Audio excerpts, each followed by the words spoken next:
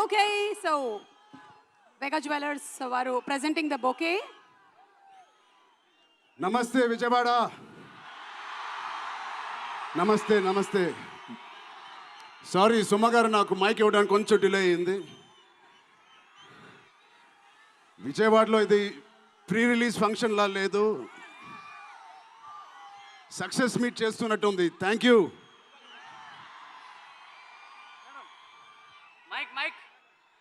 కేశినేని చిన్ని గారికి, దుర్గేష్ గారికి ఇంత గ్రాండ్ సపోర్ట్, ఇంత గ్రాండ్ ఈవెంట్కి సపోర్ట్ చేసినందుకు మీకు, మీ టీం అందరికీ చాలా చాలా థ్యాంక్ యూ సార్, ఇంత షార్ట్ నోట్లెస్ చేసినందుకు.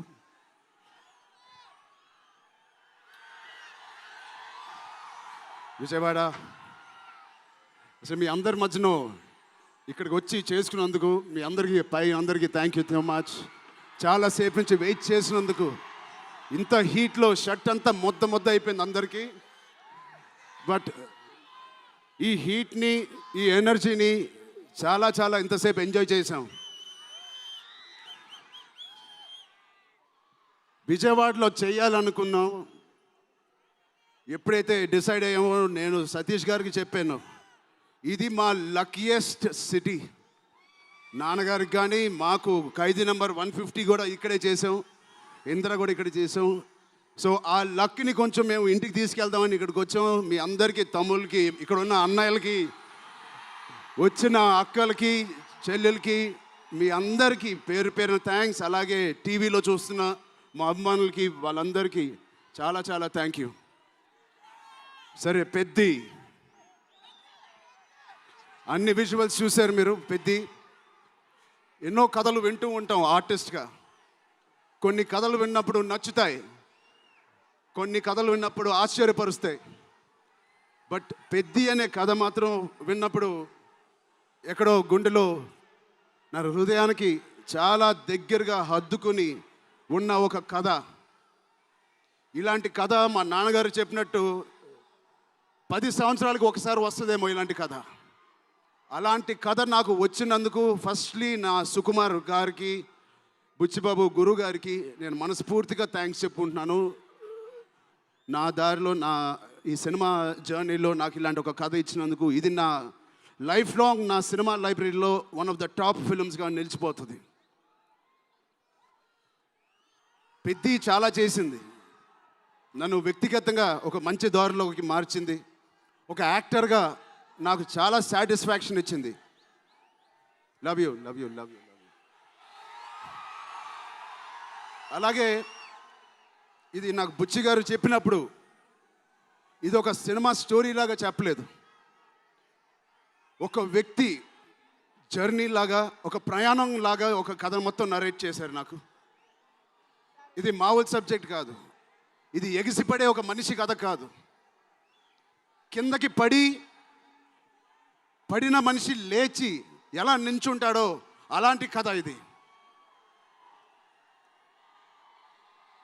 అందరూ కష్టం గురించి మాట్లాడుతున్నారు. అరే, ఇలాంటి కథ కోసం కాకపోతే ఎప్పుడు కష్టపడతామండి. కష్టంతో చేసిన పని కాదు, చాలా ఇష్టంగా, ప్రేమతో చేసిన పని.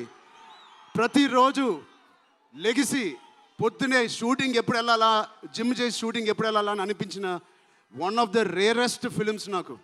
బహుశా ఒక మగధీర కనిపించింది, రంగస్థలానికి కనిపించింది, RRR కనిపించింది, మళ్ళీ నాకు పెద్దికి అనిపించింది. అలాంటి భావం, అలాంటి ఒక ఎక్స్పీరియన్స్ ఇచ్చిన మా బుచ్చిబాబుకి స్పెషల్గా థ్యాంక్స్ చెప్పాలి. బుచ్చిబాబు ఇది నాకు కథ నరేట్ చేసి ఇంట్లో నిజంగా చాలా ఆశ్చర్యపోయిన, తన బుర్ర ఎలా పనిచేస్తుందో అని. ఇంత అద్భుతంగా రాసి పెట్టుకోండి. ఇండియాలో నంబర్ 4 or 3 టాప్ డైరెక్టర్స్లో బుచ్చిబాబు పేరు ఉంటుంది ఫ్యూచర్లో.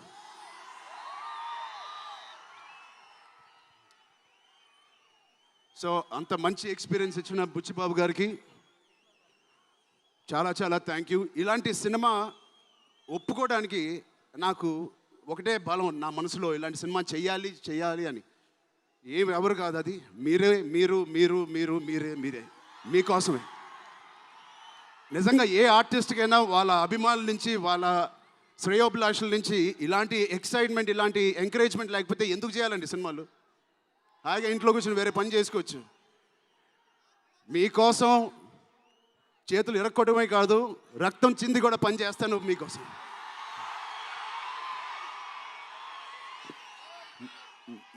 మిమ్మల్ని ఎంటర్టైన్ చేయడం ఒక పిచ్చా, లేకపోతే సినిమాలో మంచి సినిమా చేసి మీకు ఏదైనా ఇవ్వాలని ఒక పిచ్చా నాకు తెలియదు. నాన్నగారు కొడుకు పుట్టినందుకు, కళ్యాణ్ బాబాయ్ గారు ఉన్నందుకు ఇంట్లో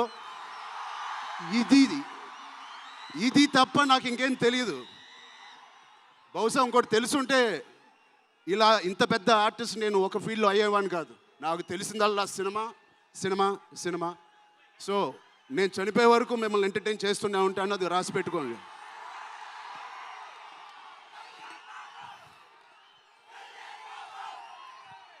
సో మా టెక్నీషియన్స్ గురించి మాట్లాడాలంటే ఫస్ట్ మా రత్నవేల్ గారి గురించి. ఇది 4వ సినిమా రత్నవేల్ గారితో. ఇంత బ్యూటిఫుల్గా మమ్మల్ని అందరినీ ప్రజెంట్ చేసి ఆయన సీనియారిటీని మాకు సపోర్ట్గా ఇచ్చిన ర్యాండీ గారికి ఆయన స్పెషల్ థ్యాంక్ యూ. అలాగే పనిచేసిన అవినాష్ కొల్లా గారికి థ్యాంక్ యూ సో మచ్. అద్భుతంగా ఇచ్చారు మా పెద్ద వరల్డ్ని. Naveen Nooli thank you so much, fantastic editing. మిగతా టెక్నీషియన్స్ అందరూ, మా అనంత్ శ్రీరామ్ గారు, బాలాజీ గారు, మా choreographer Johnny master, Bosco master, thank you so much. మిగతా సింగర్స్ అందరికీ థ్యాంక్ యూ సో మచ్. మా సతీష్ గారి గురించి చెప్పాలి. మొదటి సినిమా ప్రొడ్యూసర్ లాగా కాదు, ఒక 50 సినిమాలు తీసిన ప్రొడ్యూసర్ లాగా ఆయన దీనికి పనిచేశారు. ఆయన ఒక పెద్ద కన్స్ట్రక్షన్ కంపెనీకి యజమాని. దాంట్లో కూడా ఒక నంబర్ 1 స్థాయిలో ఆయన ఎదుగుతూ వెళ్తున్నారు. ఆయనకి ఏం పని ఇచ్చినా ఇంత చిత్తశుద్ధితో, ఇంత డెడికేటెడ్గా చేయలేదు. ఆయన చేస్తారు.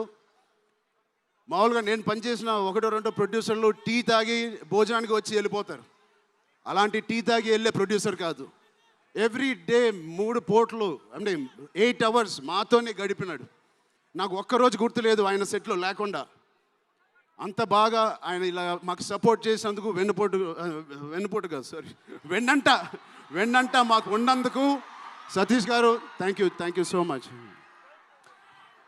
అలాగే మా కో ప్రొడ్యూసర్స్ అండ్ ప్రెజెంటర్స్ మైత్రి రవి గారికి, నవీన్ గారికి కూడా థ్యాంక్ యూ. బిఫోర్ యూ వాళ్ళకి కూడా thank you. India wide release చేస్తున్న మా జియో సినిమాకి కూడా చాలా థ్యాంక్ యూ. టీ సిరీస్ మ్యూజిక్కి చాలా థ్యాంక్ యూ. ఇంకా ఎవరెవరు అసోసియేట్ అయ్యారో వాళ్ళందరికీ చాలా చాలా thank you. Rahman sir, you are the biggest pillar of Peddi. మేమందరం ఎంత కష్టపడ్డామో 2.5 సంవత్సరాలు, 280 రోజులు, దాన్నన్నిటినీ మీరు దగ్గర తీసుకొచ్చి దానికి ఒక ప్రాణం పోస్తున్నారు. రోజు 6 గంటల మార్నింగ్ వరకు పనిచేసి పడుకుంటున్నారు. ఆయన డెడికేషన్కి, ఆయన సినిమాలో పనిచేస్తున్నందుకు చాలా చాలా చాలా థ్యాంక్ యూ. ఏంటి విజయవాడ?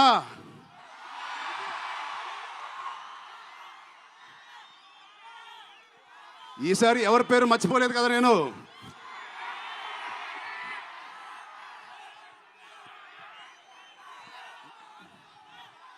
ఆ చంద్రుల్లో ఒక ముక్క జారిందే నా పక్క. మా జాన్వి గారికి ఇక్కడ శ్రీదేవి గారు ఎక్కడున్నారో జాన్వి గారిని చూసి ఎంతో మనస్ఫూర్తిగా, ఎంతో గర్వంగా ఆనందపడుతూ ఉంటారు. అలాంటి జాన్వి గారు ఈ సినిమాలో మాతో పనిచేసినందుకు చాలా చాలా థ్యాంక్ యూ జాన్వి గారు.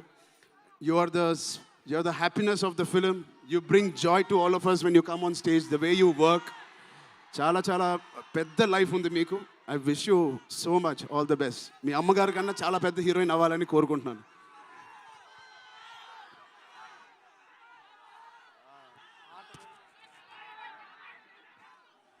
సో డేట్ గుర్తుందా? జూన్ 1. మా అమ్మాయిలందరికీ ఒకటి చెప్పేసి వెళ్ళిపోదాం అనుకుంటున్నాను. యాక్చువల్గా వెళ్ళాలని లేదు, ఇక్కడే ఉండాలని ఉంది మీతోనే. Love you. ఎప్పుడైనా ఒక ఆట ఓడిపోతే అది ఆటగాడు ఓడిపోయినట్టే కాదు, ఒక దేశం మొత్తం ఓడిపోయినట్టు ఏ ఆటైనా. అలాగే ఈ పెద్దిగాడు, మీ అందరికి తెలిసి ఆ డైలాగ్ ఉంది, ఆట ఆడలేదు, ఏంటది, పోరాడాడు.